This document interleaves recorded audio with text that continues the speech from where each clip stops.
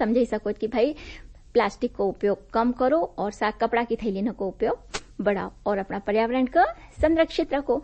तो बच्चा न होनी ये तो थी आपकी न हमारी थोड़ी सी बातचीत न। अब हम सुनी ले ये वार्ता। व्यक्तित्व निर्माण में आवश्यक है अनुशासन, शिक्षा और संस्कार। न वार्ताकार छी नीतू ठाकुर। सभी को मेरा नमस्कार। मैं श्रीमती नीतू ठाकुर, शासकीय प्राथमिक शाला झुमरखाली। प्यारे बच्चों, आपको मेरा राम राम। आज हम बात करेंगे शिक्षा, संस्कार और अनुशासन पर।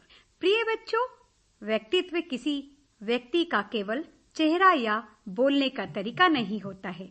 वह तो हमारे भीतर की सोच, आचरण, व्यवहार और दृष्टिकोण का मिला जुला रूप है। एक अच्छा व्यक्तित्व वही है जो दूसरों के जीवन में सकारात्मकता लाए, जिसकी उपस्थिति से माहौल में स्नेह, अनुशासन और प्रेरणा का भाव उत्पन्न हो। कहा जाता है, व्यक्तित्व अनुभवों, अनुशासन और संस्कारों से निखरता है।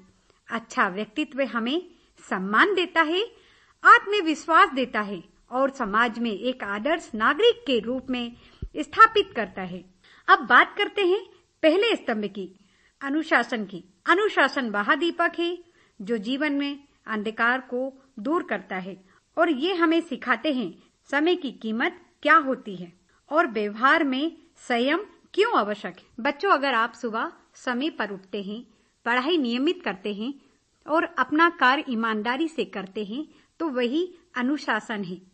ये किसी नियम की मजबूरी नहीं है, बल्कि आत्मविकास की राह है। महान वैज्ञानिक, भारत के पूर्व राष्ट्रपति डॉक्टर APJ अब्दुल कलाम ने कहा था, अनुशासन के बिना कोई भी सफलता स्थायी नहीं हो सकती है। वे स्वयं अपने जीवन में कठोर अनुशासन के प्रतीक थे। हर काम समय पर, हर वादा पूरा और हर व्यक्ति से सम्मानजनक व्यवहार, और यही उनके व्यक्तित्व की पहचान बनी। जब बच्चा अनुशासित होता है तो उसमें आत्मनियंत्रण, एकाग्रता और जिम्मेदारी की भावना विकसित होती है। यही गुण आगे चलकर उसे एक अच्छा इंसान बनाते हैं। शिक्षा केवल किताबों में लिखे शब्द नहीं है, बल्कि जीवन को समझने की कला है। सच्ची शिक्षा हमें इंसान बनाती है। वह सिखाती है कि कैसे सोचे, कैसे निर्णय लें और कैसे समाज के लिए उपयोगी बने। शिक्षा हमें ज्ञान, बुद्धि और चरित्र तीनों देती है। इन तीनों के बिना कोई भी व्यक्तित्व पूर्ण नहीं हो सकता है। नई शिक्षा नीति 2020 का यही उद्देश्य है कि हर बच्चा पढ़ा लिखा होने के साथ साथ संवेदनशील, सृजनशील और संस्कारी नागरिक भी हो। शिक्षा का सबसे बड़ा उद्देश्य है व्यक्ति के भीतर छिपे हुए मानवीय मूल्यों को जगाना। जब बच्चा शिक्षा के माध्यम से सोचता है, समझता है और प्रयोग करता है, तब उसका व्यक्तित्व निखरने लगता है। शिक्षा उसे आत्मविश्वास, नेतृत्व और विवेक का भाव देती है। सच्ची शिक्षा तो हमें सोचने, समझने और सही निर्णय लेने की शक्ति देती है। स्वामी विवेकानंद जी ने कहा था, सच्ची शिक्षा वही है जो मनुष्य में आत्मविश्वास, चरित्र और करुणा पैदा करे। अगर कोई बच्चा खूब पढ़ा लिखा है लेकिन दूसरों से बदतमीजी करता है, झूठ बोलता है, मदद नहीं करता है, तो क्या आप उसे शिक्षित कहेंगे? नहीं ना। सच्ची शिक्षा वही है जो हमें अच्छा इंसान बनाए। ये हमें आदर करना और मिलजुल कर काम करना सिखाती है। जब बच्चों आप स्कूल में पढ़ाई करते हैं, कविताएं याद करते हैं, गणित को हल करते हैं या कहानी पढ़ते हैं, तो याद रखिए कि आप पढ़ाई के साथ साथ जीने की कला भी सीख रहे हैं। संस्कार की बात करें, संस्कार हमारे जीवन की आत्मा है। वे हमें सही और गलत में भेदभाव करना सिखाते हैं।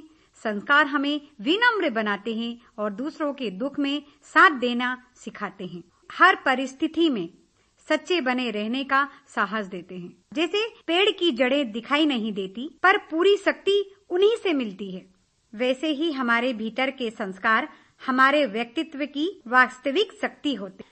संस्कार माता पिता, गुरुजनों और समाज में रहकर सीखे जाते हैं। ये कहना बिल्कुल सत्य है। शिक्षा हमें उड़ना सिखाती है, और संस्कार बताते हैं कि उड़ान में दिशा कौन सी रखनी है। बिना संस्कारों के शिक्षा अधूरी है और बिना शिक्षा के संस्कार दिशाहीन है। जब दोनों मिलते हैं तभी पूर्ण व्यक्तित्व का निर्माण होता है। संस्कार घर, परिवार और समाज में मिलते हैं।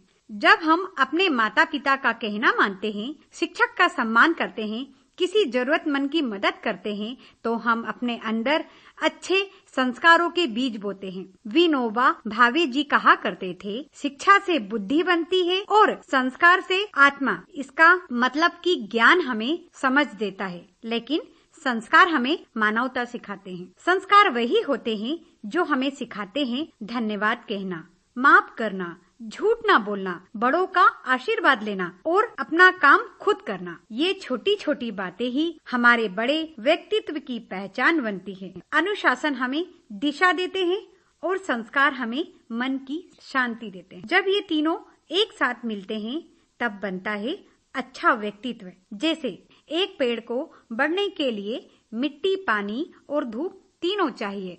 तो प्यारे बच्चों, अगर आप अच्छे विद्यार्थी, अच्छे नागरिक और अच्छे इंसान बनना चाहते हैं तो हर सुबह स्वयं से कहिए, अपने आप से कहिए, मैं आज अनुशासित रहूंगी, कुछ नया सीखूंगी और सभी से अच्छे संस्कार के साथ व्यवहार करूंगी। अपने बड़ों का आदर करो, समय का सम्मान करो और दूसरों की मदद करो। ये तीनों बातें आपको जीवन में ऊंचा उठाएगी और आपके चेहरे पर हमेशा आत्मविश्वास की मुस्कान रखेगी। इसी प्रकार भगवान बुद्ध ने सिखाया है, क्रोध को प्रेम से, असत्य को सत्य से और घृणा को दया से जीतना चाहिए। भगवान बुद्ध के जीवन से हमें ये सीख मिलती है कि सच्चे संस्कार वही हैं जो मन में शांति, विनम्रता और करुणा जगाए। एक दिन बुद्ध के शिष्य ने किसी व्यक्ति को उन्हें अपमानित करते देखा, लेकिन बुद्ध मुस्कुराए। जब शिष्य ने भगवान बुद्ध से पूछा कि उन्होंने कोई प्रतिक्रिया क्यों नहीं दी, तो बुद्ध ने कहा, यदि कोई ये संकल्प ले कि हम अपने जीवन में अनुशासन से, समय का सम्मान करेंगे और संस्कारों से दूसरों के जीवन में प्रकाश फैलाएंगे, तभी हम न केवल अच्छे विद्यार्थी बल्कि सच्चे और श्रेष्ठ इंसान बन सकेंगे। शिक्षा हमें ऊंचा उठाती है, अनुशासन हमें स्थिर रखता है और संस्कार हमें महान बनाते हैं। अनुशासन से सजे आदतें, शिक्षा से जगमग मन, शिक्षा से जगमग मन, संस्कारों से खिले जीवन, संस्कारों से खिले जीवन। यही है सच्चा व्यक्तित्व का धन, यही है सच्चा व्यक्तित्व का धन। शिक्षा, संस्कार और अनुशासन से आप अपने व्यक्तित्व में निखार ला सकते हैं। आप आज से संकल्प लें कि अपना काम समय पर करेंगे, बड़ों की आज्ञा का पालन करेंगे, माता पिता गुरुजनों का सम्मान करेंगे, तभी आप एक अच्छे इंसान बन सकेंगे। बच्चों, अच्छा साहित्य पढ़ें, महापुरुषों की जीवनियां पढ़ें और उनके सद्गुणों को अपने जीवन में उतारें। शिक्षा से उड़ान, अनुशासन से पहचान, संस्कार से सजता है जीवन का सम्मान। धन्यवाद मेरे प्यारे बच्चों। बच्चा न होनी, अभी हमने सुनी वार्ता व्यक्तित्व निर्माण में आवश्यक है अनुशासन, शिक्षा व संस्कार।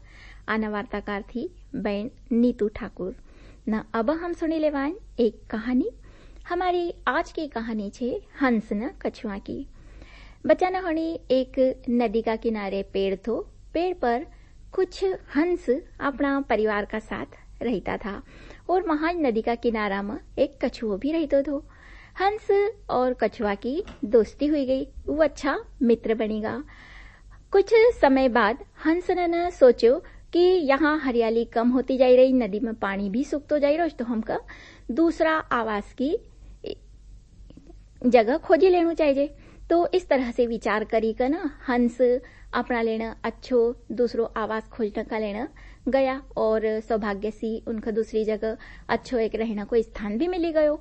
फिर उनने कछुआ के कहो कि कछुआ भाई अब हम तो यहाँ से जाने वाला छे, क्योंकि यहाँ पर हरियाली भी बहुत कम हुई गई और अब यो स्थान रहने लायक रहो नहीं है, नदी भी सूखने लगी गई। एक लेना हमने तो यह तय करो कि हम परिवार सहित वो नया स्थान पर चली जाऊंगा। तो कछुआ ने कहो कि भाई आप लोग तो मारो सहारो थो, मारा अच्छा दोस्त था, लेकिन आप चली जाओगे तो हम यहाँ अकेलो हो जाऊंगा और फिर देखो ये नदी भी सूखी रही तो मारो भी यहाँ रहना दुभर हो जाएगा, कठिन हो जाएगा। तो हंस ने कहो कि भाई तुम चिंता मत करो, अगर चाहो तो हमारे साथ चली सको। तो बोले भाई तुम तो उड़ी कर न चली जाओगे, पर हूँ छे कछुओ धीरे धीरे चलू, इतनी लंबी दूरी तय कसो करूंगा, मारो जानू तो कहीं मख लगतो नहीं कि हूँ तुम्हारा साथ जा ही पाऊंगा। तो हंस ने एक तरकीब बताई, बोले कि देखो कछुआ तुम हमारा साथ चली सको, बस हमारी बताई तरकीब को ध्यान रखजो। तो बोले काई? तो बोले देखो एक ये मोटी लकड़ी छे, एक हम दुई हंस किनारा से पकड़ी लेवांगा मुंह में, और तुम भी एक बीच में से अच्छी तरह से मजबूती से मुंह में दबाई लीजो और इस तरह से हम तुमका लेकर ना उड़ी जावांगा। पर भाई ध्यान रखजो रास्ता में कोई अगर कुछ कहे भी तो तुम बोलने का लिए मुंह मत खोलजो, क्योंकि यदि तुम मुंह खोलोगे बोलने का लिए तो नीचे गिरी जाओगे और इतनी ऊंचाई से नीचे गिरी जाओगे तो परिणाम तो मालूम है कि काई होएगा। तो भाई कछुआ ने भी हामी भर ली, बोले कि हाँ ठीक छे हंस भाई हूँ भी तुम्हारा साथ चलूं। इस तरह से वो लकड़ी का टुकड़ा को दो किनारा न पर दो हंस न पकड़े और बीच में कछुआ न, और इस तरह से वो लेकर न उड़ी गया। अब एक गांव में से वो गुजरा तो वहां पर बच्चा उनका देखी कर हंसना लग गया। लोग ना अजीब अजीब तरह से देखो कि देखो देखो कछुओ भी उड़ी रोज, देखो देखो कछुओ भी उड़ी रोज। कुछ लोग ना अनोखी अनोखी प्रतिक्रिया न दी, कुछ लोग ना उनकी हंसी भी उड़ाई। तो यह सब हंस तो सुनता चलेगा, क्योंकि उनका मालूम था कि अगर कुछ भी बोलांगा तो यह लकड़ी अपना मुंह में से छूटी जाएगा और कछुआ मरी जाएगा। पर कछुआ का आयो बड़ो गुस्सो और उन्हें उत्तर देने का लिए मुंह खोलियो और वो नीचे गिरी को। तो बच्चा ने होनी एक कहानी से हमका कई सीख मिले। एक कहानी से हमको ये सीख मिले कि हमको अपना सच्चा मित्र न की सलाह मानना चाहिए। कछुआ ने अपना मित्र की सलाह नहीं मानी और अपनी जान से गयो। आप भी इस तरह से जो भी आपका हितैषी छे, जो मित्र छे, वो अगर आपको कोई अच्छी सलाह दे तो ओखा जरूर मानजो। अब बारी छे जिज्ञासा की। बच्चा ने होनी जब हम धातु न की बात करान तो आपका मन मस्तिष्क में एक विचार आवे, तांबा, सोना, चांदी, इस तरह से, और कोई भी धातु ठोस अवस्था में ये धातु न रहे। पण एक ऐसी भी धातु छे जो तरल अवस्था में पाई जाए।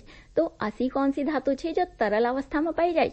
तो हम आपको बता देवा कि यह धातु छे पारा न। अब हम सुनी लेवा निमाड़ी लोकगीत जेका गायो शारदा मालाकार न।